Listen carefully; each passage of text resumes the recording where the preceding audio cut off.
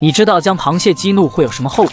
连续反击让你无从下手。但螃蟹这种反抗在人类的面前根本不值一提。最终，一只就有2、3斤的螃蟹被抓住了后脚，一路微笑地向你走来。你不必看我踏过泥泞，伤痕累累，但请你张开双臂抱抱我，告诉我一切都值得。螃蟹剧烈的反抗，反而激起库里拉的斗志。举起双臂，试图和库里拉来一个大大的拥抱。库里拉并不领情，直接在他的后背进行偷袭，挑逗一番后抓住后脚。螃蟹和库里拉的爱情就此结下了梁子。有了收获后，库里拉也露出了微笑。为了绑扎螃蟹，只好回到岸上，在较硬的地方把它绑了。螃蟹的天灵盖直接被库里拉的火烧棍给踩在脚下，接着从腰间拿出一根不讲武德的小绳子给绑了。10秒钟不到，螃蟹就被绑得动弹不得，把它放入桶内继续赶海行程。每当退潮后，是捕捉螃蟹最佳的时机。行走在泥滩土里也会非常的艰难，一旦发现浑浊的泥水坑，必定有螃蟹的身影。沉醉于梦中的螃蟹却被库里拉一手从梦中惊醒。从梦中醒来的螃蟹只能举起双臂迎接危险的到来，但这样的反击如同举手投降。抓住螃蟹后脚后，在下方又发现了有螃蟹的身影。螃蟹虽小，但还是挺生猛的，吓得库里拉不敢直接下手。当然，这种小螃蟹根本不能入库里拉的法眼。满是淤泥的螃蟹被库里拉展示一番，在水中清洗后，螃蟹的大概轮廓才展现出来。这样的螃蟹谁不爱？刚走几步又发现螃蟹的影子，而且相邻不到1米又有一只。螃蟹以为隐藏的毫无破绽，却被库里拉一眼识破，想在背后偷袭，却被螃蟹的后空翻吓得连忙收手。想趁机逃脱的螃蟹却被库里拉一手抓住了后脚，在水中清洗一番后，一手一只大螃蟹，还对着摄像机比了个耶。在泥土中的螃蟹也被吓得瑟瑟发抖，还当着螃蟹的面前将抓到的2只螃蟹压在泥土中。随后螃蟹被库里拉的黄金右脚压住，接着用不讲武德的绳子给绑了。可以仔细看到螃蟹的下面还有一只雌性的，怪不得螃蟹不愿意离开，原来是保护它的爱人。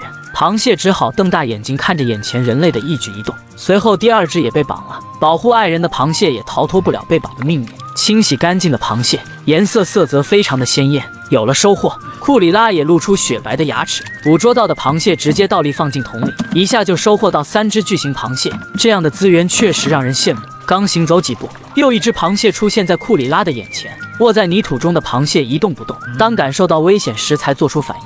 满是乌黑的淤泥让人看起来非常吊胃口，但在水中清洗后，诱人的身姿才展现出来。被踩在脚下的螃蟹想反抗已经有心无力，很快螃蟹被绳子绑得动弹不得。又一只螃蟹收入囊中，接着库里拉在浑浊的水中搜索螃蟹，这种行为是极其危险的。不怕螃蟹藏得深，就怕甘蔗纹了身。虽然搜索不到螃蟹，但岸边的脚印已经吸引了库里拉的注意。经验告诉库里拉，里面必定藏有螃蟹。挖开泥土后，直接将2只手伸进洞里捕捉。螃蟹每一次反击都能拨动你的心弦，经过手指的探索，能感受到螃蟹所在。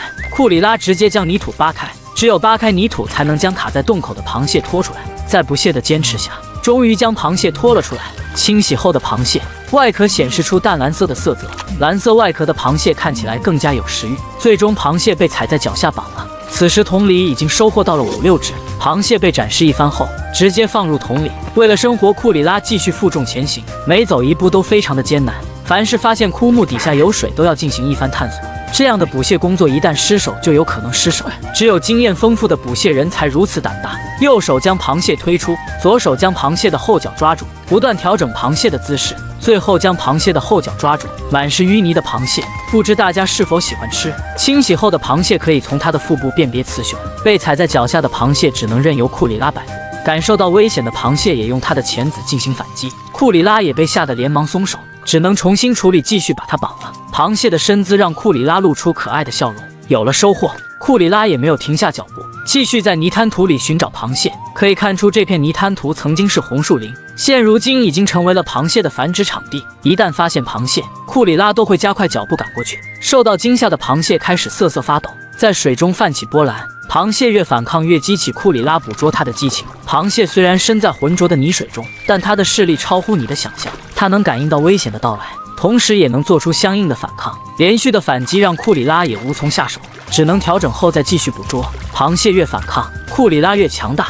最终，螃蟹在库里拉的巧手下按在水中抓住了后脚。这只螃蟹可能是库里拉目前为止抓到的最大一只。绑扎螃蟹的绳索重量可以忽略不计，所以这里的螃蟹1斤就有500克。当然，螃蟹身上的淤泥也要清洗干净。背上沉重的桶，继续赶往下一个事发地。刚走几步，水下的螃蟹就给库里拉来一个声东击西，被吓得连忙后退几步。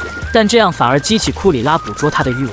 抓上来的螃蟹因为体型太小了，直接被抛弃。一些断前的螃蟹也会直接被放生。经过1个小时的捕蟹工作，库里拉已经收获满满。卧在水中的一对螃蟹，做梦也没想到竟然被男人的擒拿手一手握住。瞪大眼睛的花蟹也无法逃脱男人的魔爪，被抓住蟹钳后也不敢示弱，直接进行反击。卧在沙中的花蟹以为隐藏的毫无破绽，下一秒还是逃不出男人的五指山。被强大气势镇压住的花蟹，只能任由渔民泰山压顶。在闪烁的灯光下，由于也无法逃脱致命的鱼叉，有靠山的螃蟹也无法逃脱渔民的捕捉，更不要说这种只会隐藏术的螃蟹。为了准备夜潜捕鱼，拉库里和他的兄弟拉西准备好各种潜水装备，一切准备就绪，就开始潜水猎鱼。刚潜下水就发现一对恩爱的螃蟹卧在沙中，拉库里二话不说直接上手，2只花蟹根本没有反抗的余地，直接被男人一手拿捏住。睁大眼睛的花蟹只能眼看着任由拉库里摆布，捕捉到的花蟹直接收入桶内。刚来就收获到2只花蟹，确实让人羡慕。拿着鱼枪的拉西也不甘示弱，灯光照住的鱼儿被定在原处，当感受到箭矢带来的疼痛，才做出剧烈的反抗。就这样，一条鲜活的黄花鱼就到手了。这种鱼体型虽然不大，但它的味道还是挺不错的。有了收获后，拉库里2兄弟更加的卖命。喜欢用沙子掩饰的花蟹以为隐藏的毫无破绽，在灯光的照射下，花蟹立马打回原形，定在原地。紧接着，拉库里快速施展擒拿手，被擒拿手抓住的螃蟹连钳子也被牢牢控制住。在灯光的照射下，螃蟹和鱼都会被灯光吸引住，感受到危险时才会做出反应。被抓住钳子的花蟹也立马用自己的钳子做出反抗。一个是到手的猎物不想松手，一个是为了自己的生命安全不想松口。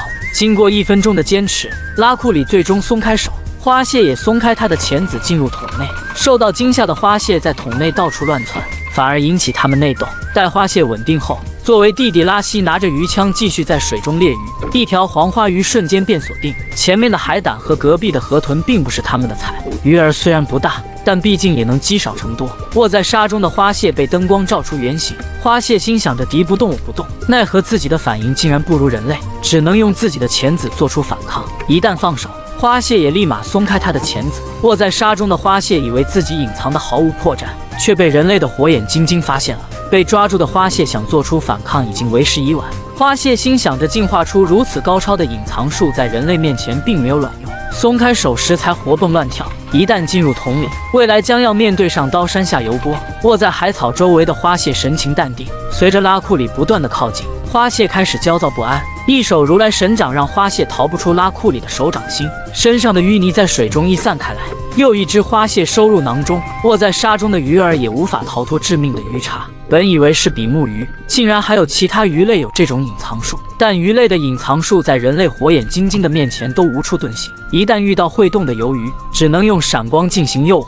在灯光的诱惑下，鱿鱼很快被鱼叉扎了个透心凉。鱿鱼也毫不保留将身上的墨汁喷完。墨汁虽然有迷惑的效果，但对人类来说，这点迷魂术根本起不到任何作用。这是他们今晚收获到的第1条鱿鱼。鱿鱼虽然被箭矢穿透了身体，但并不是致命的，还能维持自己的生命体征。一旦遇到灯光，海鲜们都会睁开眼睛。有靠山的花蟹也无法逃脱拉库里的龙爪手，被握住的花蟹连钳子也不能动弹。又一只花蟹到手了。桶内的海鲜基本上都是拉库里抓到的花蟹，喜欢卧在沙中的花蟹无一例外都被灯光照了个现形。被刺眼灯光照住的花蟹只能睁大眼睛等待被抓的命运。